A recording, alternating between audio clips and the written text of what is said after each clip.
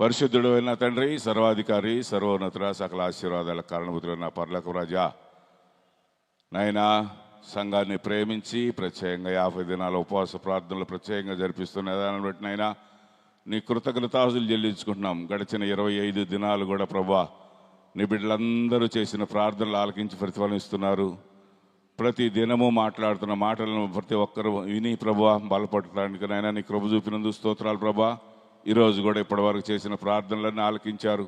ప్రతిఫలం ఆయన ఆ ప్రార్థనలకు తగిన ప్రతిఫలం దయచేయమని ప్రార్థిస్తున్నాం ప్రభా. అయ్యా ఈ సమయంలో ప్రభా నీ సేవకులు సుధీర్ కుమార్ గారు నీ పక్షాన నిలబడినగా ప్రభా నీ బిడ్డపై నీ ఆత్మను కొమ్మరించండి. నీ శక్తివంతమైన మాట నీ బిడ్డ నోటి ద్వారా మీరు మాట్లాడి ప్రతి ఒక్కరిని బలపరచమని, మీరే మాకు తోడు నడిపించి భయం పొందుకోనమని యేసునామమున ప్రార్థిస్తున్నాం తండ్రి, ఆమేన్ ఆమేన్. ఈ సమయంలో మరి చేబ్రోలు మండల పాస్టర్ల ప్రెసిడెంట్గా బ్రాహ్మణ కోడూరులో సేవ చేస్తున్న సేవకులు సుధీర్ కుమార్ గారు మన మధ్యలో రావటం చాలా మనకు ఆశీర్వాదకరంగా ఉంటుంది కనుక మరి ముందుగా ఆయనకి ఇష్టం మరి ఆయన ఎలా ఏ విధంగా ప్రేరేపణ చేయాలని ప్రేమపూర్వకంగా ఆహ్వానిస్తున్నాం. అందరూ చప్పట్లు కొడుతూ దేవుని పరిశుద్ధ నామానికి మహిమ కలుగును గాక. ఆమేన్ చెప్పాలి, 2 చేతులు ఎత్తి. మన రక్షకుడైన యేసుక్రీస్తు నామములో కూడి వచ్చిన మీకంతా నా హృదయపూర్వకమైన వందనాలు. ప్రేమతో నన్ను ఆహ్వానించిన దైవజనులకు మరి అక్కగారికి నా ప్రత్యేకమైన వందనాలు తెలియజేస్తూ ఉన్నాను. ఈ రాత్రి దేవుని కృపను బట్టి మీ మధ్యలో ఉండటాన్ని బట్టి నేను ప్రభువులో సంతోషిస్తూ ఉన్నాను. సమస్త మహిమ దేవునికే చెల్లునుగాక. ఆమేన్ హల్లెలూయా. పాట పాడమని అడిగారు అన్నయ్య.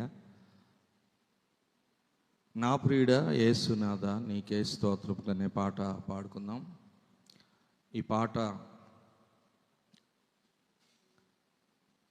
25 సంవత్సరాలు అవుతుంది రాసి. దేవుని కృపను బట్టి ఈ పాట ద్వారా ఎంతోమంది రక్షణ పొంది మరి సేవలో పడిపోయిన వారు కూడా లేవనెత్తబడి ఎంతోమంది ఆదరించబడి ఇప్పటికీ దేవుని మహింపరుస్తూ ఉన్నారు. దేవునికి స్తోత్రం కలుగునుగాక. మరి ఆ పాట పాడుకుందాం. మీరు కూడా కలిసి పాడతారని, ఒకవేళ రాకపోతే చప్పట్లు కొడుతూ దేవుని మహింపరుద్దాం. దేవునికి స్తోత్రం. హల్లెలూయా. నా ప్రియుడా యేసునాథా నీకే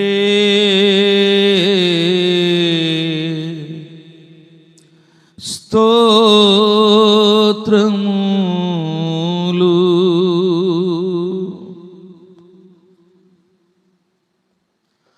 నీవే నా ప్రాణం, నీవే నా జీవం, నీవే నా సర్వం, నీవే నా ఆశ్రయము. నా ప్రియుడా యేసునాథా నీకే స్తోత్రములు. నా ప్రియుడా యేసునాథా నీకే స్తోత్రములు. నీవే నా ప్రాణం, నీవే నా జీవం, నీవే నా సర్వం, నీవే నా ఆశ్రయము. అయ్యా నీవే నా ప్రాణం, నీవే నా జీవం, నీవే నా సర్వం, నీవే నా ఆశ్రయము. నా ప్రియుడా యేసునాథా నీకే స్తోత్రములు. అందరూ చప్పట్లు కొడుతూ ప్రధాన పాపిని పశుప్రాయుడను పందివలె పొర్లాను కుక్కవలే తిరిగినాను, అయినా ప్రేమించావు, పాపాలు క్షమించావు, నా కుమారుడా అన్నావు. నా పరిచర్య చేయమన్నావు, నా కుమారుడా అన్నావు. నా పరిచర్య చేయమన్నావు. నా ప్రియుడా యేసునాథా, నీకే స్తోత్రములు. నా ప్రియుడా యేసునాథా, నీకే స్తోత్రములు. చప్పట్లు కొడదాం. ఏ మంచి లేదయ్యా నన్ను ప్రేమించుటకు, ఏమిచ్చి నీ రుణం తీర్చనయ్యా. ఏమి లేని దరిద్రుడను, ఏ మంచి లేదయ్యా నన్ను ప్రేమించుటకు, ఏమిచ్చి నీ రుణం తీర్చనయ్యా. ఏమి లేని దరిద్రుడను, నిరుపేదను నేను, ఏమివ్వలేనయ్యా, నిన్నే స్తుతించెదనయ్యా. నీ పరిచర్య చేసెదనయ్యా. ప్రభు నిరుపేదను నేను, ఏమివ్వలేనయ్యా, నిన్నే స్తుతించెదనయ్యా. నీ పరిచర్య చేసెదనయ్యా. నా ప్రియుడా యేసునాథా, నీకే స్తోత్రములు. నా ప్రియుడా యేసునాథా, నీకే స్తోత్రములు. బ్రతుకలేనయ్యా నీవు లేక క్షణమైన, బ్రతికించుము నీదు కృపలో. బలపరచుము నీ సేవలో. బ్రతుకలేనయ్యా నీవు లేక క్షణమైన, బ్రతికించుము నీదు కృపలో. బలపరచుము నీ సేవలో. బ్రతికించుము నీదు కృపలో. బలపరచుము నీ సేవలో.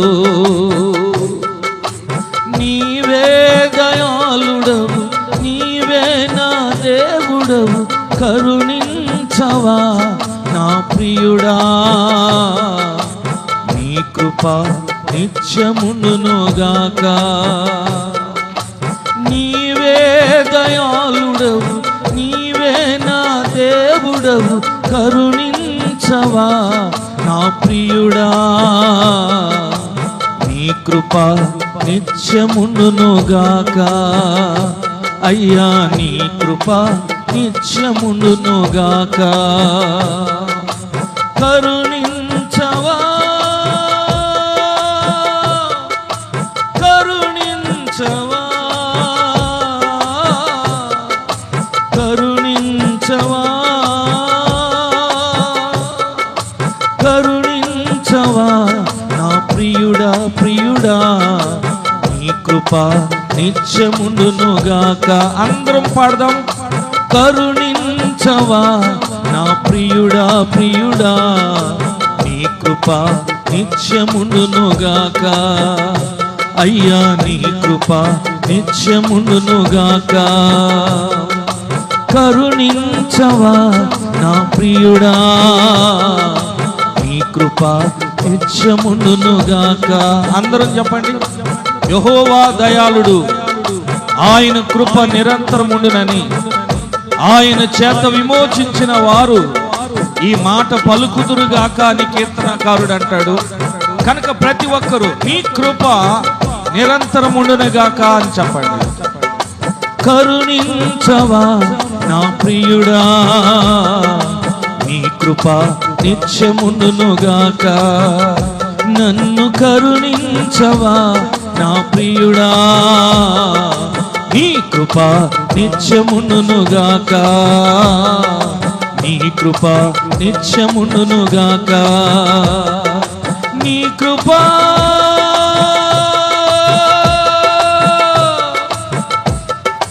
నీ కృప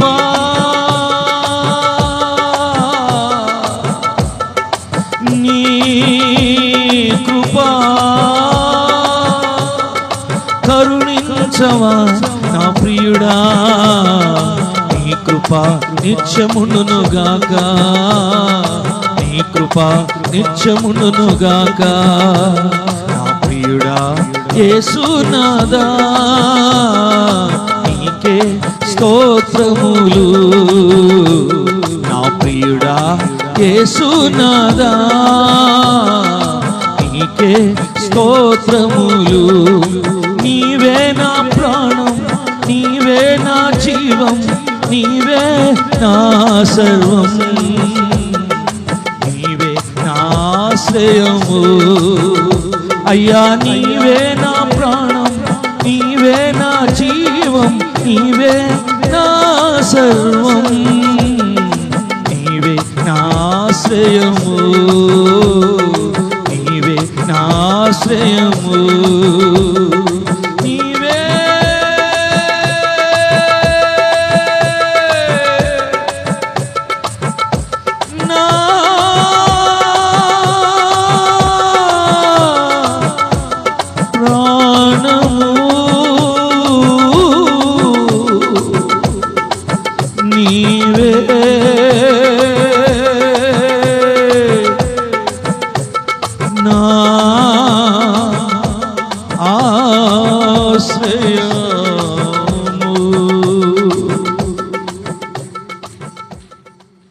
నా ప్రియుడా యేసు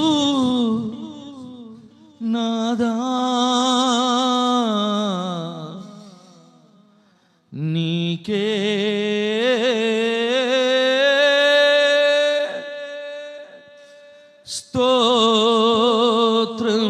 స్తోత్రములు. బిగ్గరగా చప్పలు కొడుతూ దేవుని నామానికి మహిమ చెల్లిద్దాం. హల్లెలూయా, హల్లెలూయా. ఈ పాట నేనే రాశాను కాబట్టి దీన్ని ఎన్ని మిలకలైనా తిప్పగలను. కొంతమంది క్యాసెట్లో ఎలాగుందో అలాగే పాడతారు. అది చాలా ఇబ్బందిగా పాడే ఆ రోజు. కానీ ఆరాధించటం, ఫ్రీగా దేవుని మహింపరచటం నాకు చాలా ఇష్టం. దేవునికి స్తోత్రం కలుగును గాక. ఈ పాట ఎక్కడ పాడతారో అక్కడికి నన్ను ప్రభు తప్పకుండా తీసుకెళ్తాడు. ఈ పాట ఫ్యాన్స్ కొంతమంది ఇక్కడ ఉన్నారు కాబట్టి ప్రభు నన్ను ఇక్కడికి తీసుకొచ్చాడు అనుకుంటున్నా. నేను ఇక్కడికి రావటానికి యోగ్యుని కాదు, కానీ ఇది కేవలం దేవుని యొక్క కృప. దేవునికి స్తోత్రం, హల్లెలూయా. నన్ను ప్రేమతో ఆహ్వానించిన దైవజనులకు మరొకసారి అక్కగారికి నా ప్రత్యేకమైన వందనాలు తెలియజేస్తున్నాను. దేవుని యొక్క వాక్యంలో నుంచి జకర్యా గ్రంథం 8వ అధ్యాయం 19వ వాక్యాన్ని ధ్యానం చేసుకుందాం. జకర్యా గ్రంథం 8వ అధ్యాయం 19వ వాక్యం. సైన్యములకు అధిపతియగు యెహోవా ఆజ్ఞ ఇచ్చున ఏమనగా, 4వ నెలలోని ఉపవాసము, 5వ నెలలోని ఉపవాసము, 7వ నెలలోని ఉపవాసము, 10వ నెలలోని ఉపవాసము యూదా ఇంటి వారికి సంతోషమును, యూదా ఇంటి వారికి సంతోషమును, ఉత్సాహమును పుట్టించు మనోహరములైన పండుగలగును. కాబట్టి సత్యమును సమాధానమును ప్రియముగా ఎంచుడి. చాలండి, చిన్న ప్రార్థన చేసుకుందాం. పరిశుద్ధుడా, ప్రేమ కలిగిన మా తండ్రి, మేము ఇంకను పాపులమైండగానే 2000 సంవత్సరాల క్రితం కలవరి శిలువలో నీ అమూల్యమైన ప్రాణాన్ని మా కొరకు అర్పించి ఎంత గొప్ప రక్షణ మాకు దయచేసినందుకు లెక్కింపలేని కోట్లాది వందనములు, స్తుతులు, స్తోత్రాలు ప్రభా.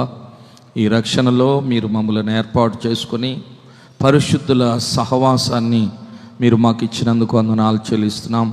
ఈ ఆదరణకర్త మినిస్ట్రీని ఈ ప్రాంతంలో మీరు ఏర్పరచుకొని ప్రభా, మరి రెబెక్క గారిని, జోసఫ్ గారిని, పౌల్ గారిని ప్రభా, ఇంకా అనేక మందిని ప్రభా ఈ పరిచర్యలో బలమైన సాధనాలుగా మీరు నిలబెట్టి నీ నామ మహిమార్థమై అన్యజనుల మధ్య సాక్షార్థమై మీరు నిలబెట్టి వాడుకుంటున్నందుకు స్తోత్రాలు ప్రభా. నీ బిడ్డల పరిచర్యలో నేను కూడా పాలుభాగొస్తున్నాయి. ఈ రాత్రి నిన్ను స్తుతించి ఆరాధించి ఘనపరిచి నీ సువార్తను ప్రకటించే భాగ్యాన్ని నాకు ప్రసాదించినందుకు స్తోత్రాలు ప్రభా. ఇక్కడ నిలబడి ఉన్న నేను కేవలం అపాత్రుడను, అయోగ్యుడను ప్రభా, పాపుల్లో ప్రధాన పాపిని. నన్ను కరుణించి దేవా నీ ఉన్నతమైన పిలుపుతో పిలిచి ఈ గొప్ప భాగ్యాన్ని నాకు ఇచ్చినందుకు స్తోత్రం. నిలబడేది మనుషుడే కానీ మాట్లాడేది పరిశుద్ధాత్మ అని సెలవిచ్చినట్లుగా ఆదరణకర్త అయిన దేవా, ఈ రాత్రి నీ జీవవాక్కుల చేత మీరు మమ్ములను, సంఘాన్ని, కూడి వచ్చిన ప్రతి ఒక్కరిని, ఈ లైవ్లో వీక్షిస్తున్న ప్రతి ఒక్కరిని ఆదరించుదురుగాక.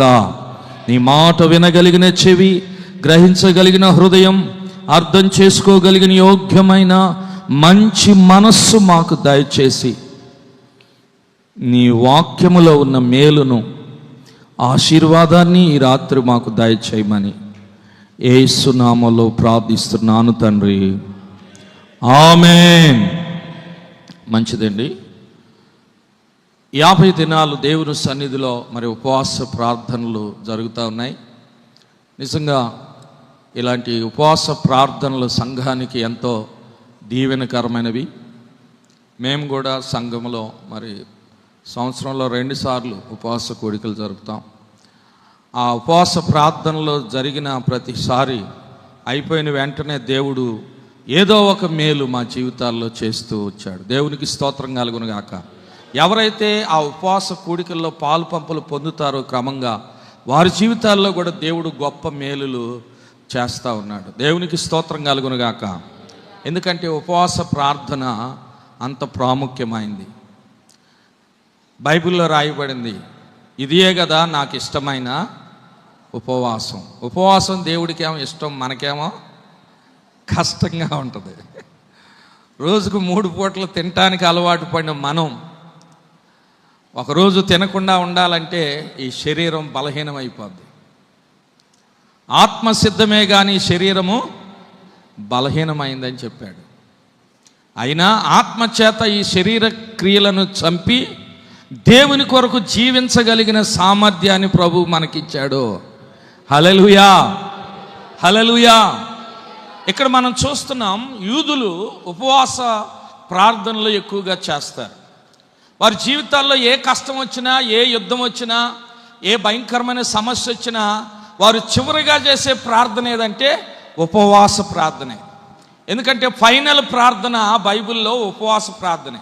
ఉపవాస ప్రార్థన చేసినా జవాబు రాలేదు అంటే ఇక నువ్వు ఎక్కడికి వెళ్ళినా నీకు జవాబు రాదు, నీ సమస్య పరిష్కరించబడదు అని అర్థం. మనందరికీ తెలుసు, దావీదు తన కూతురు కుమార్తె పుట్టిన బిడ్డ జబ్బు పడినప్పుడు దేవుడు దావీదు ఆ బిడ్డను కరుణిస్తాడేమో దేవుడు అని చెప్పి 7 దినాలు ఉపవాసం ఉండి నేల మీద కూర్చొని గోనె పట్ట కట్టుకొని ప్రార్థన చేశాడు. కానీ ఆ బిడ్డ బ్రతకల, చనిపోయింది.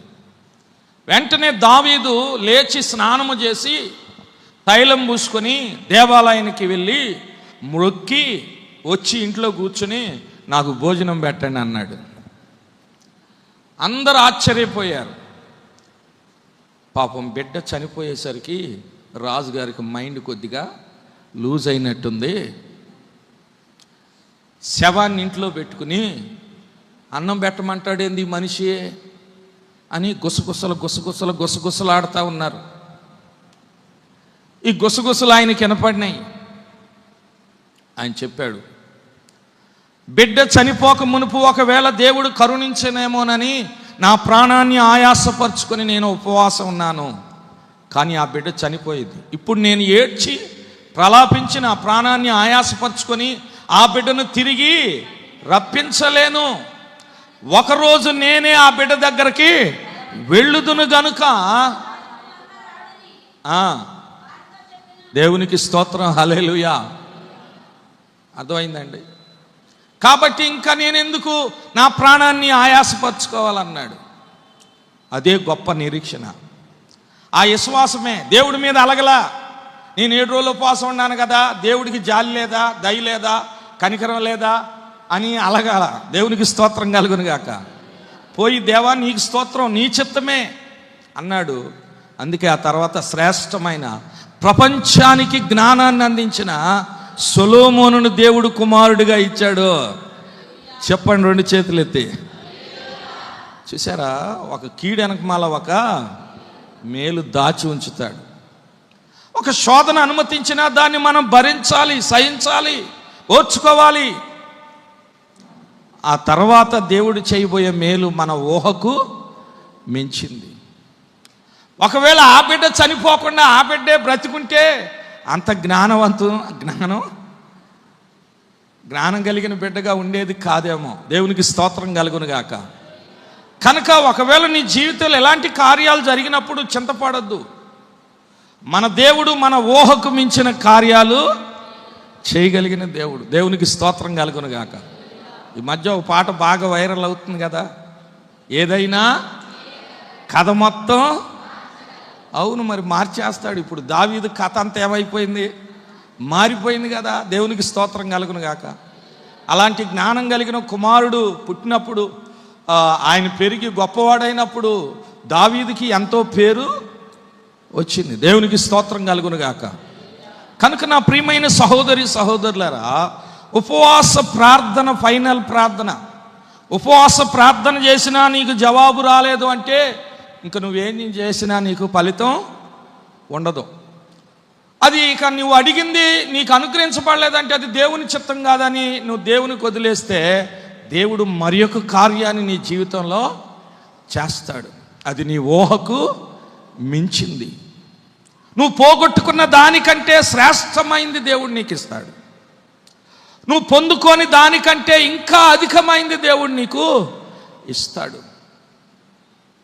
అదే ఇక్కడ యోధా ఇంటి వారికి చదువు 3వ నెలలోని 4వ నెలలోని ఉపవాసం, 5వ నెలలోని ఉపవాసం, 7వ నెలలోని ఉపవాసం, 10వ నెలలోని ఉపవాసం.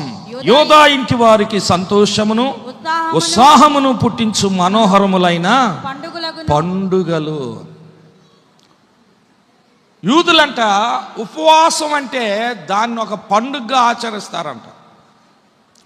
వాళ్ళకి 7 పండుగలు ఉన్నాయి, కానీ 8వ పండుగ ఏదంటే ఉపవాస పండుగ. దేవునికి స్తోత్రం కలుగును గాక. పండగ అంటే పంటికి, ఒంటికి, ఇంటికి వెరైటీగా ఉంటుంది. మరి ఉపవాసం ఉంటే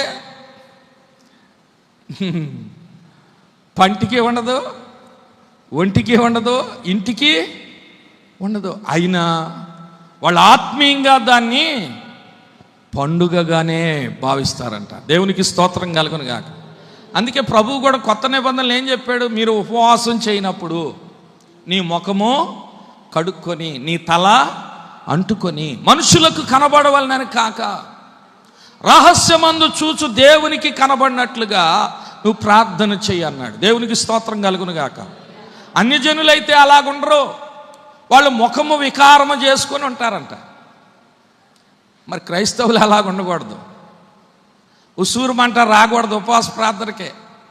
భోజనాల ప్రార్థన అంటే మంచిగా పట్టుచీర కట్టుకుని హుషారుగా వస్తావే. ఉపవాస ప్రార్థన కూడా అట్లా రావాలా. ఉసూరుమంట వచ్చావనుకో దారిపోయిలు అడుగుతారు, ఏంది అమ్మాయి అట్టుండవంటే, నీకు తెలీదా రేవకక్క 50 రోజులు పెట్టింది, చచ్చిపోతాను అన్నావో నువ్వెవరితో సమానం? నువ్వు దేవుని బిడ్డతో సమానం కాదు, అన్ని జనులతో సమానం. ఉపవాసం రోజు కూడా హుషారుగా వచ్చావనుకో నిన్ను చూసి వాళ్ళు కూడా వస్తారు. దేవునికి స్తోత్రం కలుగును గాక. హల్లెలూయా. మాకు ఉపవాస పండుగలని చెప్పు. ఎందుకంటే ఈ పండుగ తర్వాత నీ జీవితంలో దేవుడు గొప్ప కార్యాన్ని చేయబోతున్నాడు. ఏదైతే నువ్వు అడుగుతున్నావో అది పొందుకోబోతున్నావు. ఏదైతే వెతుకుతున్నావో అది నీకు దొరకబోతుంది. అందుకే యూదులు ఉపవాసాన్ని మనోహరమైన పండుగగా, దేవునికి స్తోత్రం కలుగును గాక, హల్లెలూయా, సంతోషమును ఉత్సాహమును పుట్టించు మనోహరమైన పండుగ, దేవునికి స్తోత్రం కలుగును గాక. ఏమంటది? సంతోషం, ఆ తర్వాత ఉత్సాహం, ఆ తర్వాత మనోహరం, దేవునికి స్తోత్రం కలుగును గాక. బైబిల్ చెబుతుంది మన దేవుడు మనోహరుడు. పరమగీతాల గ్రంథంలో ఉంటుంది, సంఘము కూడా అట్లాగే మనోహరమైనదిగా ఉండాలి. దేవుడు పక్షపాతి కాడు. ఆయన ఎలాగున్నాడో మనము కూడా అలాగే ఉండాలి. అదే కొత్త నిబంధనలో పౌలు చెప్పాడు, క్రీస్తు స్వరూపము మీ యందు ఏర్పడాలి. అంటే ప్రభువు ఎలాగున్నాడో మనం కూడా అలాగే ఉండాలని ఆయన కోరుకుంటున్నాడు. కొంతమంది వాళ్ళకిలాగా ఉంటే నచ్చదు, వాళ్ళకిలాగా పాడితే నచ్చదు, వాళ్ళకిలాగా ప్రార్థన చేస్తే నచ్చదు, వాళ్ళకిలాగా వాక్యం చెబితే నచ్చదు. ఉండాలి కానీ నాకంటే కొద్దిగా డౌన్గా ఉండాలనుకుంటారు. కొంచెం బాగా పడితే వాళ్ళు ఇంకా మిటకరించి చూస్తూ ఉంటారు. కొంచెం ప్రార్థన ఎక్కువ చూస్తే అబ్బో అని మూతి తిప్పుతూ ఉంటారు కొంతమంది. అంటే సుప్రతనం.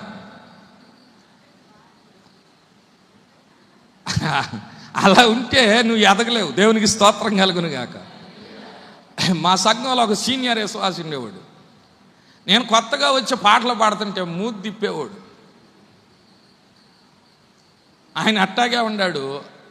మరి దేవుడు, నేను కొన్ని పాటలు రాసి ఒక 10 ఆల్బమ్స్ చేయటానికి దేవుడు నాకు సహాయం చేశాడు, దేవునికి స్తోత్రం కలుగును గాక. మా ఊర్లో పాటలు రాసిన వాళ్ళు ఎవరు లేరు. పాటలు పాడతారు కానీ పాటలు రాసి సీడీలు చేసిన వాళ్ళు ఎవరు లేరు. అందుకే అంటాడు, ఓ ఇశ్రాయేలు నీ భాగ్యము, యెహోవా రక్షించిన నిన్ను పోలిన వారు, నీకు నువ్వే స్పెషల్. ఒకళ్ళతో నువ్వు పోల్చుకోవాల్సిన అవసరం లేదు, ఒకళ్ళ చూసి అసూయ పడాల్సిన అవసరం లేదు. నిన్ను పిలిచిన వాడు నమ్మదగిన దేవుడు. కాబట్టి ఆయనకు మనం నమ్మకంగా ఉండాలి, దేవునికి స్తోత్రం కలుగును గాక, హల్లెలూయా. ఇప్పుడు మా సంఘంలో మా విశ్వాసులు కూడా రాస్తున్నారు, ఉపవాస ప్రార్థనలో ఉండి వాళ్ళు కూడా రాస్తున్నారు. అట్లా దేవుడు నన్ను చూసి కొంతమంది మాదిరికరంగా ఉండేటట్లుగా దేవుడు నన్ను ఆశీర్వదించాడు, దేవునికి స్తోత్రం కలుగును గాక. ఒకప్పుడు నేను నత్తివాడిని, స్కూల్లో నన్ను అందరూ ఎగతాళి చేసేవాళ్ళు, మాట్లాడటమే నాకు సరిగా వచ్చేది కాదు. కానీ ప్రభువుని నమ్మిన తర్వాత దేవుడు నా కథ మొత్తం మార్చేశాడు, దేవునికి స్తోత్రం కలుగును గాక, హల్లెలూయా. సర్వకృపానిధి మా పరమ కుమ్మరి, నీ చేతిలోనే మా జీవమున్నది. సర్వకృపానిధి మా పరమ కుమ్మరి, నీ చేతిలోనే మా జీవమున్నది. మా దేవా నీ ఆలోచనలన్నీ ఎంతో గొప్పవి, మా ఊహకు మించిన కార్యములెన్నో జరిగించుచున్నవి. మా దేవా నీ ఆలోచనలన్నీ ఎంతో గొప్పవి, మా ఊహకు మించిన కార్యములెన్నో జరిగించుచున్నవి. ఏమైనా చేయగలవు, కథ మొత్తం మార్చగలవు, నీ నామముకే మహిమంతా తెచ్చుకొందువు. ఏమైనా పాడదాం అందరూ, నీ నామముకే మహిమంతా తెచ్చుకొందువు. యేసయ్యా యేసయ్యా, నీకే నీకే సాధ్యము. యేసయ్యా యేసయ్యా, సాధ్యము. స్థిరపరచువాడవు, బలపరచువాడవు, పడిపోయిన చోటే నిలబెట్టువాడవు, ఘనపరచువాడవు, హెచ్చించువాడవు, మా పక్షము నిలచి జయమిచ్చువాడవు. ఆమేన్. హల్లెలూయా. కనుక ఉపవాసం నీ కథను మార్చేసింది, నీ జీవితానికి ఒక టర్నింగ్ పాయింట్. కనుక ఉపవాసాన్ని ఏం చేసుకోకూడదు, మిస్ చేసుకోకూడదు. దేవునికి స్తోత్రం కలుగును గాక. ఖచ్చితంగా ఒక పండగని నువ్వు మిస్ అవ్వవు.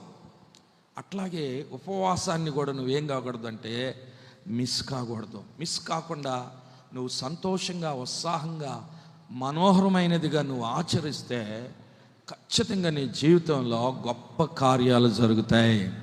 హల్లెలూయా. ఎస్తేరు ఉపవాసం ఉంది, దేవుడు వాళ్ళ కథను మార్చాడా లేదా? దానియేలు ఉపవాసం ఉన్నాడు, దేవుడు ఆ ప్రార్థనకు జవాబిచ్చాడా లేదా? ఆ దర్శన భావాన్ని ఆయనకి తెలియజేశాడా లేదా? ఒక దర్శనం వచ్చింది, అది అర్థం కాలేదు, దాని కొరకు కూడా ఆయన ఏం చేశాడు? ప్రార్థన చేశాడు. అక్కాయ్ ఇట్ట కళ వచ్చింది ఏంటంటావు అని మనుషులను అడిగితే వాళ్ళు ఏదో తప్పు భావం నీకు చెప్పొచ్చు. కానీ నువ్వు ప్రార్థన చేసుకుంటే దేవుడు నీకు కరెక్ట్గా తెలియజేస్తాడు. దేవునికి స్తోత్రం కలుగును గాక. హల్లెలూయా. యోసేపు ప్రార్థన చేశాడు ఫరోకు వచ్చిన కల నిమిత్తమై. దేవుడు బయలుపరచలేదా? కనుక మన జీవితంలో ఏదైనా చేయగలిగిన దేవుడు. కాబట్టి నమ్మి విశ్వాసంతో ఉపవాసం ఉండి ప్రార్థన చేయాలి. ఉపవాసం ఉండాలంటే గుండెకాయ కావాలా, మనస్సు నిబ్బరం కావాలి. ఏం కావాలి? మనసు. సైతాన్ నువ్వు ఉపవాసం ఉండావంటే అడుగు భయం, అప్పుడే నిన్ను శోధించడానికి మొదలు పెడతాడు. యేసు ప్రభు ఉపవాసం ఉంటే శోధించడానికి రాలేదా? దేవునికి స్తోత్రం కలుగును గాక. నువ్వు అనుకుంటావు ఈరోజు నేనేం తినకూడదు, నేను గట్టిగా ఉపవాసం ఉండాలనుకుంటావు. పక్కింట్లో నుంచే ఆ రోజే వస్తాయి నీకు. వాళ్ళు అసలు ఎప్పుడు ఉండరు నీసు. ఆ రోజే నిన్ను శోధించడానికి సైతాన్ వాళ్ళని ప్రేరేపిస్తాడు. ఆ వాసన వచ్చి నాకు నువ్వు గదిలో అటు ఇటు కాలు గాలిన పిల్లిలాగా తిరుగుతావు. ఆ సైతాన్ ఏం చేసేది తెలుసా? అక్కాయ్ యూట్యూబ్లో చూసి వండా, టేస్ట్ చెప్పు అని కప్పులోకి అది తీసుకుని వచ్చింది. తిన్నావంటే నీ వ్రతం ఏమైపోద్ది? భంగం అయిపోద్ది. అర్థమైందా? రేపు ఉండొచ్చులే ఇవాళకి అనుకుని మానేసేవనుకో నీ ఉపవాసం భంగం అయిపోద్ది. అందుకే దానియేలు అంటాడు, నేను నా మనస్సును నిబ్బరము చేసుకున్నాను. దేవునికి స్తోత్రం కలుగును గాక. హల్లెలూయా. ఉపవాస ప్రార్థన అంత ఈజీ కాదు. మామూలు ప్రార్థన ఇష్టం వచ్చినట్టు చేయొచ్చు, కానీ ఉపవాస ప్రార్థన చేయాలంటే నీ మనస్సును నువ్వు నిబ్బరము చేసుకోవాలి. వాక్యానుసారంగా మనం ఎప్పుడైతే ఉపవాసం ఉంటామో మన జీవితాల్లో దేవుడు గొప్ప కార్యాలు చేస్తాడు. అలాగే ఉపవాసం ఉన్నప్పుడు నీ పాపాలు, నీ పితరుల పాపాలు కూడా ఒప్పుకోవాలి. మిస్పాలో శామ్యూయల్ ఉపవాసం ఉన్నప్పుడు ఇశ్రాయేలీలు వాళ్ళంతా కలిసి నీళ్లు, బావిలో ఉన్న నీళ్ళన్నీ చేది యెహోవా సన్నిధిని పారబోశారంట. యెహోవా దృష్టికి మేము పాపాత్ములమని ఒప్పుకొని ప్రార్థన చేశారు. దేవుడు వారి ముందున్న ఆ యొక్క యుద్ధములో గొప్ప విజయం దేవుడు దయచేశాడు. ఎబినేజర్గా ఉన్నాడు. దేవునికి స్తోత్రం కలుగును గాక. ఆ ఉపవాసం అయిపోయినాక వాళ్ళు పేరు పెడతారు, ఇంతవరకు యెహోవా మనకు సహాయము చేసినని. అక్కడ ఒక రాయిని పాతి దానికి ఎబినేజర్ అని పేరు పెట్టారు. నువ్వు ఉపవాసం ఉంటే దేవుడు నీకు సహాయం చేస్తాడు. అయితే నీ ప్రార్థన దేవుని దగ్గరికి చేరాలంటే నీ పాపం అడ్డుగా ఉండకూడదు. ఉపవాసం ఉన్నప్పుడు ఖచ్చితంగా మన పాపాలను మనం ఏం చేయాలి? ఒప్పుకోవాలి. నీ పాపమే కాదు, నీ పితరుల పాపాన్ని కూడా ఒప్పుకోవాలి. దానియేలులో ఏ దోషము లేదు, ఆయన నీతిమంతుడు, దేవునికి బహు ప్రియుడు. మరి ఆయనలో ఏం పాపం ఉంది? కానీ ఉపవాసం ఉన్నప్పుడు ఆయన కూడా దేవుని దగ్గర ఒప్పుకుంటాడు. దేవునికి స్తోత్రం కలుగును గాక. చెప్పండి హల్లెలూయా. దానియేలు గ్రంథం 9వ అధ్యాయం 6వ వాక్యం చదవండి. నీ ఆజ్ఞలను నీ విధులను అనుసరించుట 5వ వచనం కూడా చదువురా. మేమైతే మీ ఇప్పుడు నువ్వు చదివిన 9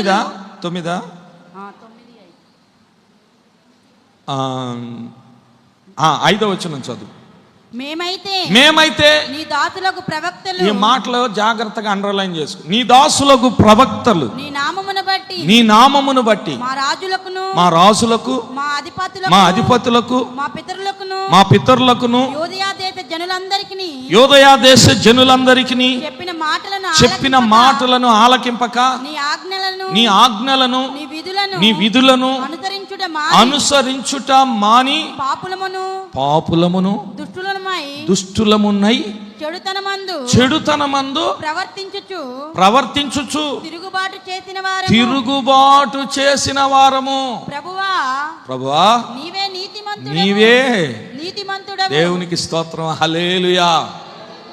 పితరుల్ని ప్రజల్ని ఆయన్ని కూడా కలుపుకొని చెబుతున్నాడు, మేము నీ దృష్టికి తిరుగుబాటు చేసిన వాళ్ళం, చెడుతనము చేసిన వాళ్ళం. ఏమిటి చెడుతనం? ఏదో దొంగతనం, అబద్ధం, వ్యభిచారమే కాదు. సేవకులు చెప్పిన మాట వినకపోవటం కూడా పాపమే. గుర్తుపెట్టుకో. దైవజనుడు దైవజనురాలు నీకు ప్రకటించిన సువార్తను నీవు లెక్క చేయకపోవటం, వినకపోవటం కూడా, అక్కడేమంటున్నాడు? నీ దాసులకు నీ ప్రవక్తల ద్వారా నువ్వు బయలుపరిచిన మాటలు మేము వినకుండా తిరుగుబాటు చేసావయ్యా. దేవునికి స్తోత్రం కలుగును గాక. అంటే సేవకుడు చెప్పే వాక్యం వినకపోవటం కూడా ఏంటి? అది ఎప్పుడన్నా ఒప్పుకున్నావా? నువ్వు ఉపవాసం ఉండి ప్రార్థన చేసేటప్పుడు ఈ పాపాన్ని నువ్వు క్లియర్గా ఒప్పుకోవాలి. వింటావు కానీ ఒక్కొక్కసారి విని ఈ చెవితో వదిలేసి దులుపుకుని వెళ్ళిపోతావు. అది నువ్వు అనుసరించినప్పుడు నీ జీవితంలో అది ఒక పాపముగా, చెడుతనముగా, దేవుని దగ్గర ఒక తిరుగుబాటుగా ఉంటుందని ఎప్పుడన్నా గ్రహించావా? దానియేలు దానిని గ్రహించాడు. దేవునికి స్తోత్రం కలుగును గాక. చెప్పండి హల్లెలూయా. కనుక నా ప్రియమైన సహోదరి సహోదరులరా, ఉపవాసం ఉన్నప్పుడు ఏం చేయాలి? ఒకటి, నీ ముఖము కడుక్కోవాలి, నీ తల అంటుకోవాలి, నీ మనసు నిబ్బరం చేసుకోవాలి, ఆ తర్వాత నీ పాపాలను నువ్వు ఒప్పుకోవాలి, తగ్గించుకొని ప్రార్థన చేయాలి. దేవునికి స్తోత్రం కలుగును గాక. కొన్నిసార్లు నీ అహం అడ్డొస్తుంది నీ పాపాన్ని ఒప్పుకోవటానికి. కానీ దేవుని దగ్గరకు వచ్చిన తర్వాత మనం తగ్గించుకుని, ప్రభువా నీవే నీతిమంతుడు అని చెప్పాలి. దేవునికి స్తోత్రం కలుగును గాక. చెప్పండి హల్లెలూయా. ఇశ్రాయేలీలు అలాగ ఉపవాసం ఉంటారు. నినివే పట్టణస్థులు చూడండి, వాళ్ళు భయంకరమైన పాపులే, కానీ ఉపవాసం ఉన్నప్పుడు వారు చెడు నడతలు మాని తమ్మును తాము తగ్గించుకొని ప్రార్థన చేశారు. ఎంత ప్రార్థన అంటే, గర్భిణీ స్త్రీలు వాళ్ళ పిల్లలకు పాలు కూడా ఇవ్వలేదంట. గేదెలకి దగ్గరికి ఆ దూడలను పాలు కొడవటానికి వదలలేదంట. దేవునికి స్తోత్రం కలుగును గాక. వాళ్ళు మేపుకునే పశువులకి మేత కూడా పెట్టలేదు. 3 దినాలు ఆకలి కేకలు, అక్కడ పాపాన్ని ఒప్పుకునే కేకలు, పశ్చాత్తాపపు కేకలతో ఆ నినివే పట్టణం అంతా, రాజు మొదలుకొని దాసి వరకు యోనా ప్రకటన విని మారు మనసు పొంది భయంకరంగా దేవుని సన్నిధిలో కన్నీరు విడిచి ప్రార్థన చేస్తే 40 దినాల్లో నశించిపోయే ఆ పట్టణం రక్షించబడింది. దేవునికి స్తోత్రం కలుగునుగాక. ఆ ప్రార్థనతో దేవుడు వాళ్ళని ఏమన్నాడో తెలుసా? కుడి ఎడమలు తెలియని ప్రజలు అన్నాడండి. చప్పట్లు కొడుతూ దేవునికి మహిమ చెల్లిద్దాం. ఎంత ఘోర పాపినైనా ప్రేమతో క్షమించును, మంచివారి దాపు చేరి మేలు కలుగజేయును. దేవునికి స్తోత్రం కలుగునుగాక. ఎంత ఘోర పాపినైనా ఆయన ఏం చేస్తాడండి? క్షమిస్తాడు. ఎందుకంటే మనం ఆయన పిల్లలు. ఆయన రూపంలో, ఆయన పోలికలో, ఆయన ఇష్టపడి కష్టపడి మనల్ని అందరినీ చేసుకున్నాడు. ఒకవేళ మోసంలో పడి నువ్వు తేడా పడ్డా, దేవుడు మళ్ళా నువ్వు దేవుని వైపు తిరిగినప్పుడు ఆయన నిన్ను ఖచ్చితంగా క్షమిస్తాడు. దేవునికి స్తోత్రం కలుగునుగాక. హల్లెలూయా.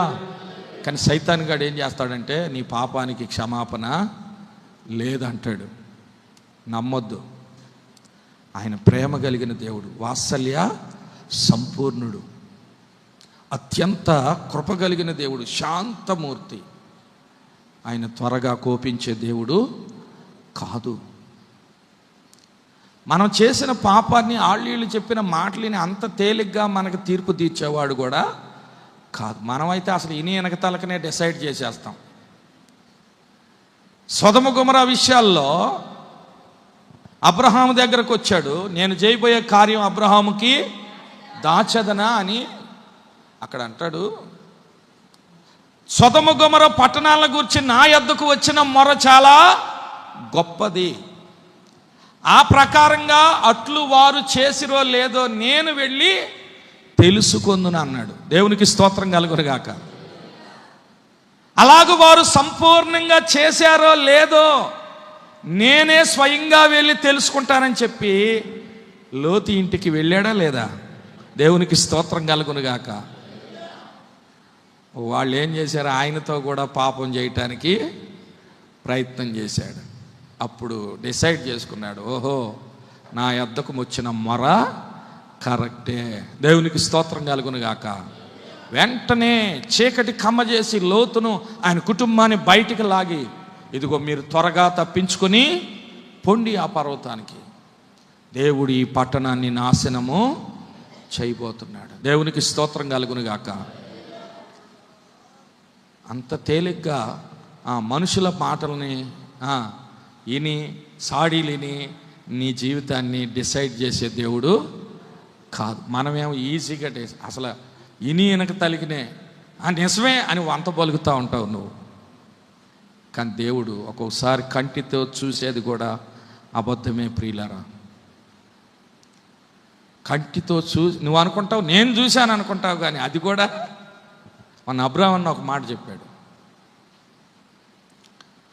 చర్చి పక్కన ఆ పరిచర్య చేసే ఒక బ్రదరు ఒక అమ్మాయితో మాట్లాడుతున్నాడంట. అబ్బాయి అమ్మాయి మాట్లాడుకుంటుంటే ఇక యవన కాలంలో మన చూపులే, మన బుద్ధే చెడు బుద్ధి కదా, మన చూపే చెడు చూపు. పాపం యవనస్తుడిగా ఉన్నాడంట అన్న కూడా. ఇంకేమన్నా అపార్థం చేసుకున్నాడంట. తర్వాత 3 రోజులుగా ఆయనకి తెలిసిన నిజం ఏంటంటే వాళ్ళిద్దరూ అక్క తమ్ముడు. దేవునికి స్తోత్రం కలుగునుగాక. వెంటనే దేవుని దగ్గర క్షమాపణ అడిగాడంట. ఒక్కోసారి నువ్వు కంటితో చూసేది కూడా ఏమవుతుంది? అబద్ధం అవుతుంది. జాగ్రత్త. కనుక నా ప్రియమైన సహోదరి సహోదరులారా, మన దేవుడు ఎంత ఘోర పాపినైనా ఏం చేస్తాడు? క్షమిస్తాడు. కనుక ఉపవాసం ఉన్నప్పుడు ఖచ్చితంగా ఏం చేయాలి? నువ్వు నీ పాపాన్ని తగ్గించుకొని ఒప్పుకో. ఖచ్చితంగా ప్రభు క్షమిస్తాడు. దేవునికి స్తోత్రం కలుగునుగాక. హల్లెలూయా. కనుక ఉపవాసము దేవుని దృష్టికి ఎలాంటిది చెప్పండి? మనోహరమైన పండుగ. మనోహరమైనవి 7 అంశాలు ఉన్నాయి. ఇప్పుడు ఒకటే చెప్పా ఉపవాసం గురించి. దేవునికి స్తోత్రం కలుగునుగాక. హల్లెలూయా. ఇంకా చాలా ఉన్నాయి. కానీ సమయం లేదు. ఒక 2-3 విషయాలు చెప్తా. కీర్తనల గ్రంథం 135వ కీర్తన 3వ వాక్యం చదవండి.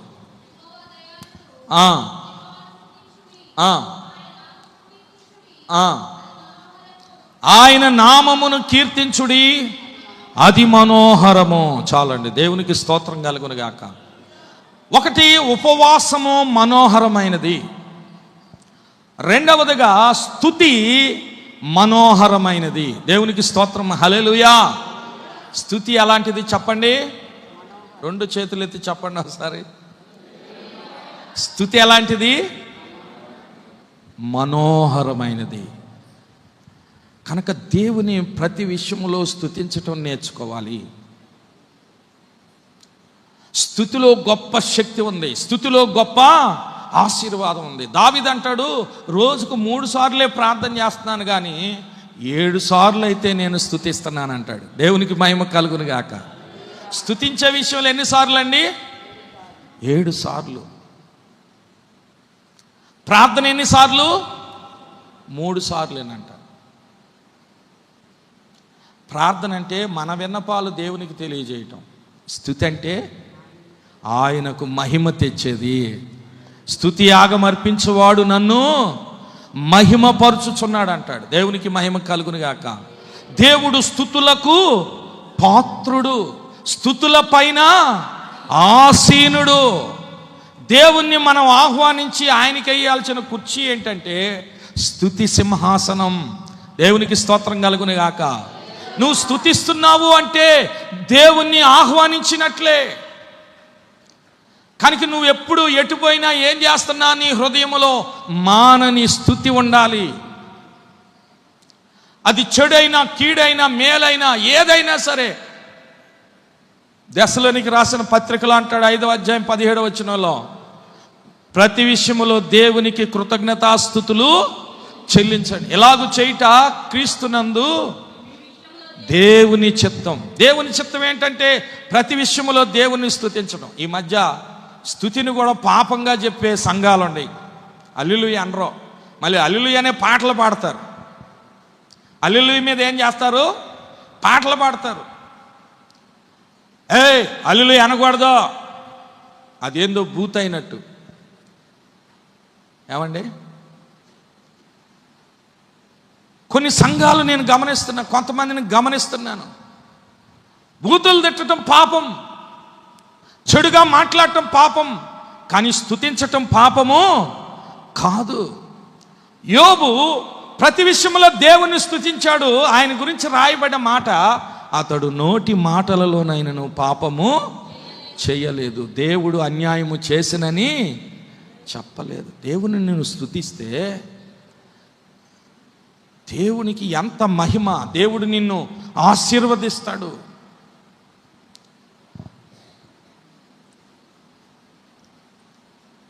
రెండవ దినవృత్తాంతాల గ్రంథం 20వ అధ్యాయం 26వ వచనం చదువుకోండి. అక్కడ బెరాకా అనుభవం ఉంటుంది. బెరాకా అంటే స్తుతి ఆశీర్వాదం, స్తుతించుటలో ఉన్న ఆశీర్వాదం. అక్కడ 4 రకాలైన ప్రజలు, ఇశ్రాయేలు ప్రజల మీదకి దండెత్తి వచ్చినప్పుడు యెహోషాపాతు రాజు ప్రజల్ని, యాజకుల్ని సమకూర్చి, గాయకుల్ని సమకూర్చి, ఇదిగో స్తుతించుటకు, పాడుటకు లేవనెత్తారు. దేవునికి స్తోత్రం కలుగును గాక. ఎప్పుడైతే వారు యుద్ధము చేయకుండా యుద్ధ భూమిలో దేవుని స్తుతించటం మొదలుపెట్టారో, పాడటం, అక్కడ ఆరాధన మొదలుపెట్టారు. మీటింగ్ లాగా. సహజంగా యుద్ధానికి వచ్చేవాళ్ళు కత్తులు, కటార్లు తీసుకుని రెడీ అవ్వాలి. కానీ మనవాళ్ళు ఏం చేస్తున్నారు? యుద్ధానికి వచ్చి వాయిద్యాలు, సంగీత నాదాన్ని పెట్టి దేవుని స్తుతించడం మొదలుపెట్టారు. దేవుడంట వారి మీద మాటుగాండ్లను పెట్టాడు. దేవునికి స్తోత్రం కలుగును గాక. వాళ్ళు ఓడిపోయారు, వాళ్ళని వాళ్ళనే చంపుకొని హతులైపోయారు. ఈ చిత్రమైన సంగతే, యుద్ధానికి వచ్చిన వాళ్ళ ఒంటి నిండా బంగారం ఉందంట. దేవునికి స్తోత్రం. వీళ్ళు బడాయి కోరోళ్ళు అనుకుంటా.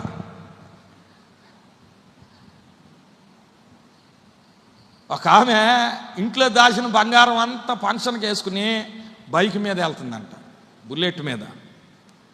ఎవడో బాగా చూశాడు, మెడకాయ పట్టుకుని ఏం చేశాడు? మొత్తం లాగేశాడు, కింద పడిపోయింది, ఆ గొలుసులు తెగిపోయినాయి, పడిపోయింది. ఈడేమో పరారు. ఇప్పుడు ఆ బంగారం ఏం చేసింది? ఆమె కొంప ముంచింది. వీళ్ళు కూడా యుద్ధానికి వచ్చేటప్పుడు వాళ్ళ ఒంటి మీద అంత బంగారం ఎందుకుందో నాకు అర్థం కాల. ఆ బంగారాన్ని పోగు చేసుకోవడానికి 3 రోజులు పట్టిందంట. దేవునికి స్తోత్రం చెప్పండి గట్టిగా.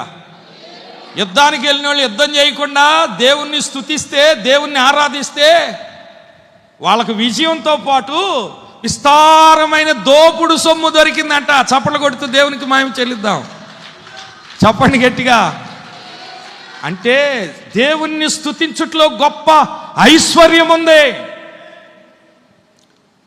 కొండలలో, లోయలలో, అడవులలో, ఎడారులలో నన్ను గమనించినావా,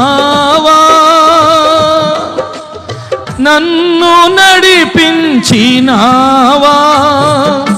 2-4 పెట్టు. నన్ను గమనించినావా, నన్ను నడిపించినావా. యేసయ్యా, యేసయ్యా, యేసయ్యా, యేసయ్యా. నిన్నే నిన్నే నీవే నీవే నా రాజువయ్యా. నిన్నే నిన్నే కొలుతునయ్యా. నీవే నీవే నా రాజువయ్యా. యేసయ్యా, యేసయ్యా, యేసయ్యా. దేవునికి మహిమ కలుగును గాక. గొర్రెలు కాసేటప్పుడు దావీదు ఆ స్థితి, అందరినీ సైన్యంలో పెట్టాడు, నాకేమో గొర్రెలనిచ్చి కొండల్లోకి లోయల్లోకి పంపించాడని బాధపడలా. ప్రభువా నీవు ఉండవు, నువ్వు చూస్తున్నావు, నన్ను గమనిస్తావని సితారా తీసుకుని దేవుణ్ణి స్తుతించేవాడు కొండల్లో లోయల్లో. అది దేవుని హృదయానికి ఇష్టమైంది. ఆ గొర్రెల దొడ్లో నుంచి ఎక్కడికి పిలిచాడు? సింహాసనం మీదకి పిలిచాడు. దేవునికి స్తోత్రం కలుగును గాక. స్తుతిలో అంత గొప్ప ఆశీర్వాదం ఉంది కనుక ఉపవాసం ఉన్నప్పుడు ఏం చేయాలి? దేవుణ్ణి టీవీలు చూడకూడదు, సెల్ ఫోన్ చూడకూడదు. ప్రార్థనలో కూర్చుంటావు, సెల్ ఫోన్ గెలుగుతూ ఉంటారు కొంతమంది, టీవీలు చూస్తూ ఉంటారు. ఉపయోగం ఏముంది? ఉపవాసం ఉన్నప్పుడు ప్రత్యేకంగా ఇక స్తుతించటం, ప్రార్థించటం, బైబిల్ వాక్యాన్ని ధ్యానించుకోవటం, ఇలాగే మైమరిచిపోయి దేవునిలో గడపాల. అలా ఖచ్చితంగా ఉంటే నీ జీవితంలో గొప్ప కార్యాన్ని చూస్తావు. నామకార్థంగా ఉంటే నీవే ఫలితాన్ని చూడలేవు, గుర్తుపెట్టుకో. మూడవదిగా దేవుని వాక్యాన్ని చదువుకుందాం. యెషయా గ్రంథం 58వ అధ్యాయం 9వ వాక్యం.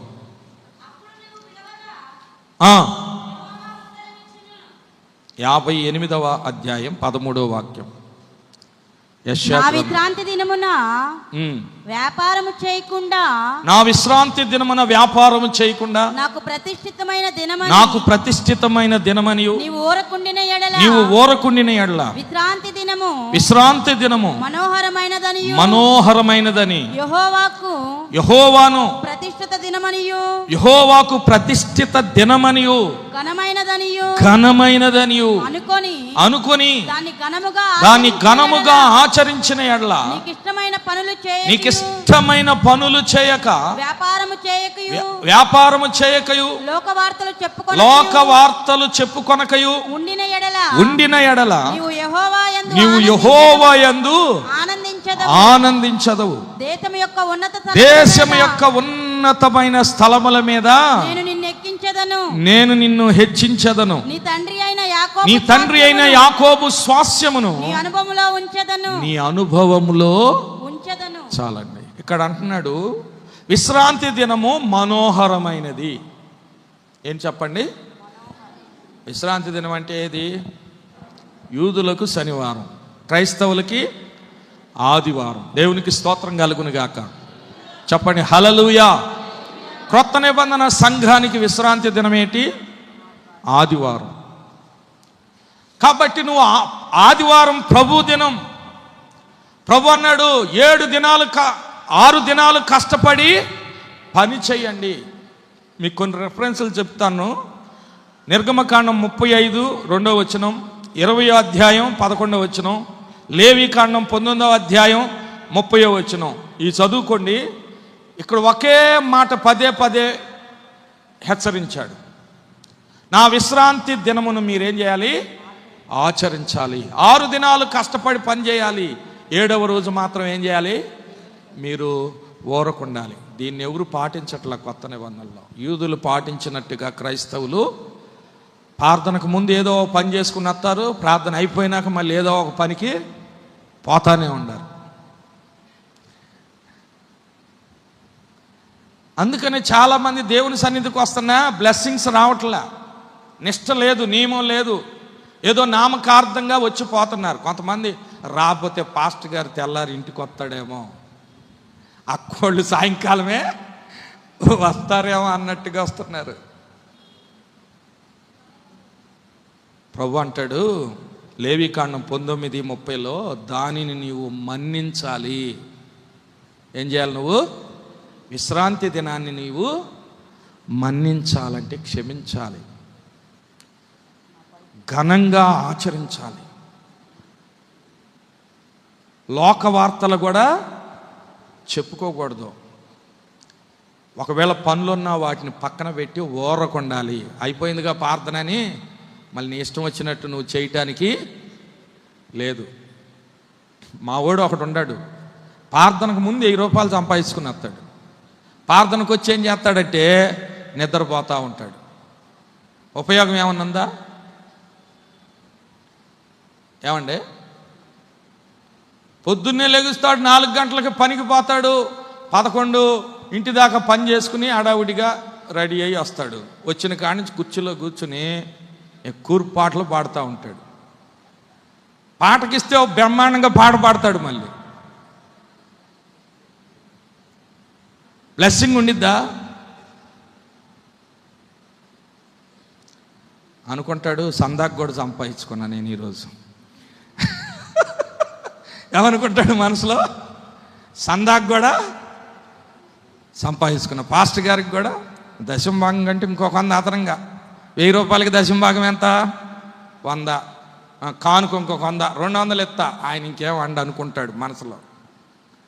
పాస్టర్ గారు కాదు, దేవునికి నువ్వు నమ్మకంగా ఉండాలి. దేవునికి స్తోత్రం కలుగును గాక. చెప్పండి హల్లెలూయా. హైతుకు దేవుని మందిరానికి వచ్చి నిద్రపోయి ఆశీర్వాదాన్ని పోగొట్టుకున్నాడు కదా. దేవుని మందిరానికి వచ్చి దేవుణ్ణి ఆరాధించి దేవునిలో ఉత్సహించి సంతోషించి ఘనపరచవలసిన నీవు ఆ పని ఈ పని అన్నీ నెత్తినేసుకుని వచ్చి, కొంతమందికి అసలు ఆదివారమే తీరిద్ది. ఆ రోజే బట్టలన్నీ వేస్తారు వాషింగ్ మిషన్, ఆ రోజే ఇల్లు మొత్తం తొడవటం మొదలు పెడతారు, ఆ రోజే వంట కూడా పొద్దున్నే ఫ్రెష్గా ఫిష్, మటన్, చికెన్ అన్నీ దొరుకుతాయి కదా. ఆ రోజే వెరైటీలన్నీ మొదలుపెట్టి లేటుగా వస్తూ ఉంటారు. చూడండి ప్రకటన గ్రంథం 11వ అధ్యాయం 1-2 వచనాలు చదువుకుందాం. మరియు చేతికర్ర వంటి కొలకర్ర నాకిచ్చి, ఈ మాటలు మీరు జాగ్రత్తగా అండర్లైన్ చేసుకోండి. నాకు ఆశ్చర్యం కలిగింది, నేను బైబుల్ చదువుతుంటే నాకే ఆశ్చర్యం కలిగింది ఈ మాట. నీవు లేచి దేవుని ఆలయమును బలిపీఠమును కొలత వేసి ఆలయములో పూజించే వారిని లెక్క పెట్టుము. ఈ మాట అండర్లైన్ చేసుకోండి. దేవాలయములో ఆరాధించే వారిని ఏం చేయాలంట? లెక్కించాలి. అంటే నువ్వు లెక్కలోకి రావాలంటే ఎప్పుడు రావాలి? ఆరాధన జరిగేటప్పుడు, అంటే పాటలు పాడేటప్పుడే రావాలి. కొంతమంది అమ్మాయి ఎప్పుడు పాడినా వాళ్ళే పాడతారు, కానీ మనకేమైనా ఇస్తారా? మనకేమైనా వచ్చా సచ్చా? వాక్యం మొదలుపెట్టి నాకు బాధామలే అంటారు పెద్ద భక్తులు. వాక్యాన్ని బాగా విని వాక్యం అంతా పాటించేవాళ్ళు లాగా సీనియర్ భక్తులు వీళ్ళు, మళ్ళీ మామూలు వాళ్ళు కాదు. వాక్యం వింటే ఆరాధన ఎవరు చేస్తారు? ఇందుకేనా దేవుడు నిన్ను రక్షించుకుంది? ఆరాధన చేసి దేవుణ్ణి మహింపరచొద్దా? దేవునికి స్తోత్రం కలుగును గాక. ప్రతి నాలుక ఏం చేయాలి? ఏం చేయాలి? దేవతలకు దేవుడవయ్యా, సకల దేవతలు నీ ముందు సాగిల పడెదరు. ఆ ఆ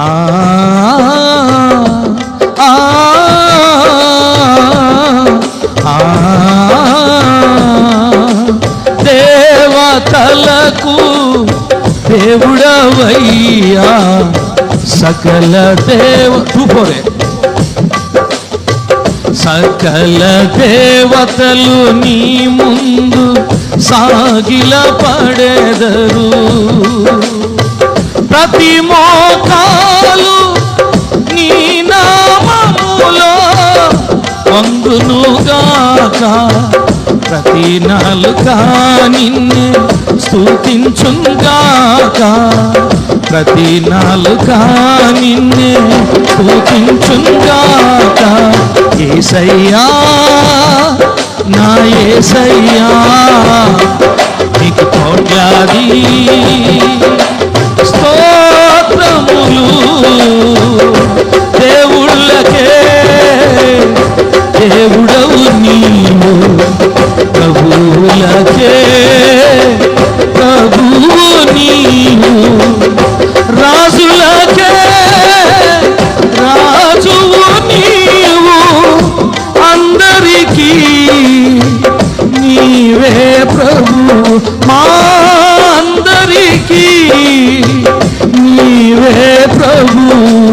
యేసయ్యా పదం నా యేసయ్యా, నీకు కోట్లాది స్తోత్రములు. దేవునికి మహిమ కలుగును గాక. నా ప్రియుడ యేసునాథ 2000 సంవత్సరంలో రాశా ఈ పాట, 2002లో రాశా. దీవెన అన్నకి ఈ పాట బాగా నచ్చింది. అన్న నేను కలిసి చదువుకున్నాం. సుధీర్ ఈ పాట నేను పాడతానన్నాడు. నా సాధనం అనే సీడీలో అన్న ఈ పాట పాడాడు. దేవునికి స్తోత్రం కలుగును గాక. హల్లెలూయా. ఆగస్టు నెలలో వినాయక చవితి ఆ దినాల్లో నేను హైదరాబాద్ ఒక మీటింగ్కి వెళ్తా. ట్రైన్లో ఉన్నా. ట్రైన్లో ఉంటే అంతా విగ్రహారాధికులు ఆ ట్రైన్ భోగి నిండా ఉన్నారు. బొట్లు బోనాలు పెట్టుకుని అందరూ, ప్రభా వీళ్ళకి రక్షణ లేదా, వీళ్ళు ఇలాగ నశించిపోవటమేనా, వీళ్ళకి సువార్త ఎలా చెప్పాలి ప్రభా అనుకున్నా. బెర్త మీద ఉండి ప్రార్థన చేస్తా, స్తుతిస్తా పడుకుంటే అప్పుడు దేవుడు ట్రైన్లో ఈ పాట ఇచ్చాడు నాకు. వెంటనే నోరు తెరిచి ఈ పాట పాడుతున్నా. ఒక ఆయన కూర్చుని కాళ్ళ మీద ఇట్ట వేస్తున్నాడు, దరువు వేస్తున్నాడు. ఓహో నా పాట పనిచేసింది అనుకున్నా. దేవునికి స్తోత్రం కలుగును గాక. ఆ తర్వాత హైదరాబాద్లో వెళ్ళి పాట పాడితే, సుధీర్ ఎక్కడ పాడితే పాడు, ఎక్కడ పాడమాక మమ్మల్ని కొడతారు అన్నాడు. ఆ తర్వాత ఇంకొక చర్చిలోకి వెళ్ళి అక్కడ పాడితే, అయ్యా ఈ పాట పాడమాక అన్నాడు. సేవకులే పాడొద్దు అంటున్నారు, ఈ పాడితే ఎఫెక్ట్ అవునని ఆపేస్తే ఒకరోజు దేవుడు నాతో మాట్లాడు, సుధీర్ పాట రాసావుగా ఆ పాట పాడు అంటున్నాడు. దేవునికి స్తోత్రం కలుగును గాక. హల్లెలూయా. అప్పుడు మరలా ఈ పాటను వెలికి తీసా. పాట పాడుతుంటే దెయ్యాలు పట్టినోళ్ళు కేకలేసి వెళ్ళిపోయేవాళ్ళు. దేవునికి స్తోత్రం కలుగును గాక. హల్లెలూయా. కనుక ప్రతి నాలుక ఏం చేయాలి? దేవుణ్ణి. వాక్యం టయానికి వస్తే ఎవరు స్తుతిస్తారు మరి? ఆరాధించే. ఇప్పుడు స్కూల్లో స్టార్టింగ్ వెళ్ళిన వాళ్ళకే ప్రజెంట్ వేస్తారా, లేట్కి వెళ్ళిన వాళ్ళకి వేస్తారా? ఆరాధనకు కూడా ఎప్పుడు రావాలి? నువ్వు స్టార్టింగ్లోనే రావాలి. అప్పుడే నువ్వు దేవుని సన్నిధికి వచ్చినట్టు లెక్క. ఇక్కడ పాస్టర్ గారు పట్టించుకున్నా పట్టించుకోకపోయినా దేవదూతలు వచ్చి నీ ఆసరు పట్టి తీసుకెళ్తున్నారు, జాగ్రత్త. దేవునికి స్తోత్రం కలుగును గాక. కొంతమంది ముసుగేసుకుని ప్రార్థన చేసేటప్పుడు మెల్లకుండా వచ్చి ఏమి ఎరగనట్టుగా జాయిన్ అవుతారు.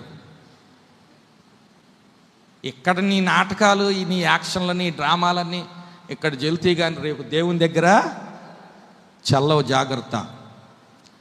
టయానికి రావాలి.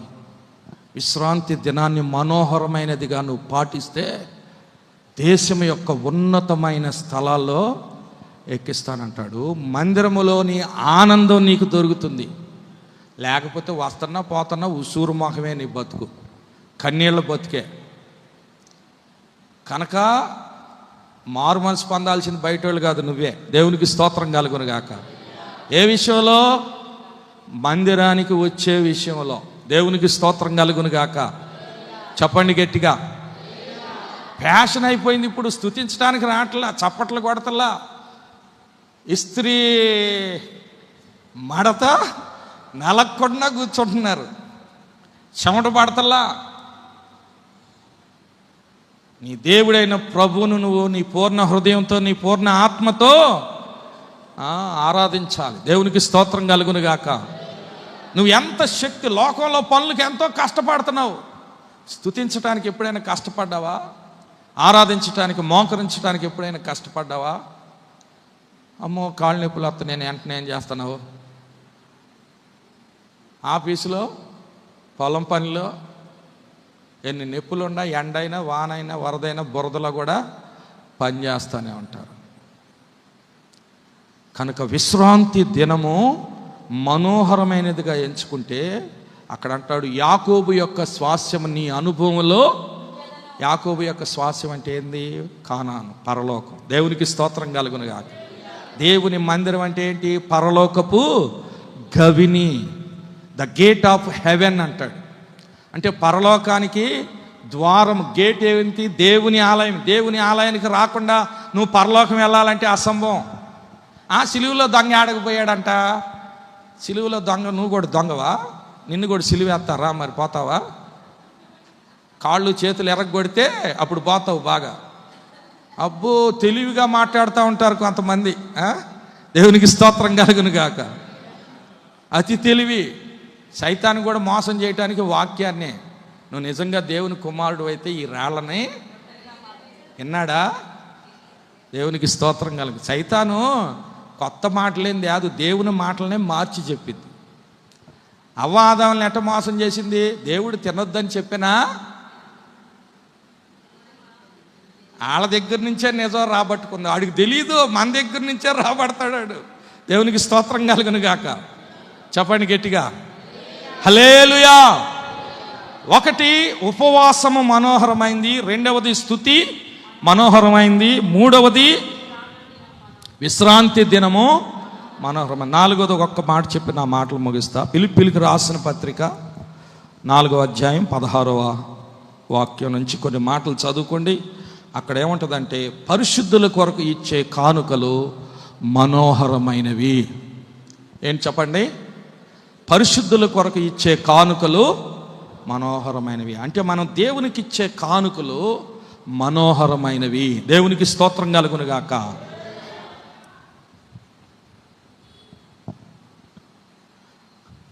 మార్కు సువార్త 12వ అధ్యాయం 41వ వచనం చదివితే, కానుకలు వేసేటప్పుడు యేసయ్య ఎక్కడ కూర్చున్నాడంటే కానుక పెట్టి దగ్గరే కూర్చున్నాడంట. చదువు. ఆయన కానుక పెట్టె ఎదుట కూర్చుండి జన సమూహము ఆ కానుక పెట్టెలో డబ్బులు వేయుట, సందా వేయటం ఎవరు చూస్తున్నారు? జాగ్రత్తగా వేయాల. దేవునికి స్తోత్రం కలుగును గాక. చెప్పండి హల్లెలూయా. ఎవరు చూస్తలేదని పెద్ద కాగితకాలు అయితేనేమో కొంతమంది చూసేటట్టు వేస్తారు. చిన్నవి అనుకో అటు ఇటు చూసి ఎట్టేస్తారు. కానీ ఎవరు చూస్తారు దాన్ని? జాగ్రత్త. దేవునికి స్తోత్రం కలుగును గాక. చెప్పండి హల్లెలూయా. 2వ దినవృత్తాంతాల గ్రంథం 31:10 చదువుకోండి. దేవుని మందిరంలోనికి వారు కానుకలు తీసుకురావటం మొదలుపెట్టి నాటి నుండి యెహోవా వారిని ఆశీర్వదించాడు. వాళ్ళకు గొప్ప రాశి మిగిలిందంట. చప్పలు కొడుతూ దేవునికి మహిమ చెల్లిద్దాం. హల్లెలూయా, హల్లెలూయా. నా ప్రియమైన సహోదరి సహోదరులారా, 1 కొరింథీయులకు రాసిన పత్రిక 16వ అధ్యాయం 1-3 వచనాలు చదువుకోండి. పరిశుద్ధుల కొరకు ప్రతి ఆదివారమును చంద పోగు చేయాలి అంటాడు. దేవునికి స్తోత్రం కలుగునుగాక. కనుక కానుకలు ఇవ్వటం కూడా మనోహరమైనవి. నీవు వర్ధిల్లిన కొలది దేవుని సన్నిధికి వచ్చినప్పుడు ఖచ్చితంగా నువ్వేం చేయాలి చెప్పండి? దేవునికి కానుకలు వేయాలి. మా దైవజనుడు మేము రక్షణ పొందినప్పుడు, ప్రభు చిత్తం అయితే ఇంకోసారి ఎప్పుడైనా చెప్తా, మేము విగ్రహారాధన చేసి వాళ్ళము ఒక శక్తి, భయంకరమైన శక్తి పట్టి పీడిస్తున్నప్పుడు నిజమైన సత్యాన్ని తెలుసుకొని అవి ఎక్కడికి వెళ్ళినా పోలేదు, కానీ ప్రార్థనలోనే అది వదిలిపోయింది. అప్పుడు మేము యేసు ప్రభువే నిజమైన దేవుడని మా కుటుంబం అంతా ప్రభుని నమ్ముకున్నాం. దేవునికి స్తోత్రం కలుగును గాక. అంతకుముందు అందరు దేవుళ్ళతో పాటు యేసు ప్రభు కూడా ఒక దేవుడని ఆయన్ని అట్లా ఒక క్రిస్మస్ పండుగ రోజు మాత్రం ఆయన్ని ఆరాధించేవాళ్ళం. ఆ తర్వాత మేము రక్షణ పొందినాక మా దైవజనుడు 3 విషయాలు చెప్పాడు మాకు. ప్రతి ఆదివారం మీ కుటుంబం అంతా దేవుని మందిరంలో కనపడండి. ప్రతి శనివారం మీ ఇంట్లో పొయ్యి ముట్టియొద్దు, ఉపవాసం ఉండి ప్రార్థన చేసుకోండి. 3వదిగా మీ రాబడి అంతట్లో 10వ భాగం దేవునికి ఇవ్వండి అని చెప్పాడు. దేవునికి స్తోత్రం కలుగును గాక. మరి మా అమ్మ 2 పాడి గేదెలు మేపేది, మోటిది. మా నాన్న ఆర్టీసీ కండక్టర్. మాకు ఒక ఎకరం పొలం ఉంది. ఆ పొలంలో దొండలు కానీ, చిక్కుళ్ళు కానీ, సొరలు కానీ, ఏదో ఒక తోట వేసేవాళ్ళం, కూరగాయల తోట. వాటిలో అప్పటి నుంచి మాకు 10వ భాగం అంటే తెలియదు. దైవజనుడు చెప్పిన దగ్గర నుంచి మేము ప్రతి విషయంలో అలాగ 10వ భాగం. మా అమ్మ పాడి గేదెలు మేపి ఆ పాలల్లో ఆయన నెలకు ఒకసారి డబ్బులు ఇచ్చేవాడు, అందులో 10వ భాగం తీసేది. మా నాన్నకి శాలరీ రాగానే ఆ శాలరీలో నుంచి 10వ భాగం తీసేది. ఈ కూరగాయల పట్టీ రాగానే అందులో నుంచి 10వ భాగం తీసి దేవుణ్ణి మహింపరిచాం. ఆ తర్వాత దేవుడు మమ్మల్ని ఎంతగానో ఆశీర్వదించాడు. దేవునికి స్తోత్రం కలుగును గాక. ప్రతి ఆదివారం దేవుని మందిరంలో కనపడే వాళ్ళం, శనివారము ఉపవాసం ఉండేవాళ్ళం ఖచ్చితంగా. కనుక నా ప్రియమైన సహోదరి సహోదరులారా, ఏది మనోహరమైనది చెప్పండి? 1 ఉపవాసం, 2వది స్తుతి, 3వది విశ్రాంతి దినం, 4వది పరిశుద్ధుల కొరకు ఇచ్చే కానుకలు. అట్టి కృప పరిశుద్ధాత్మ దేవుడు మీకు దయచేయునుగాక. ఆమేన్.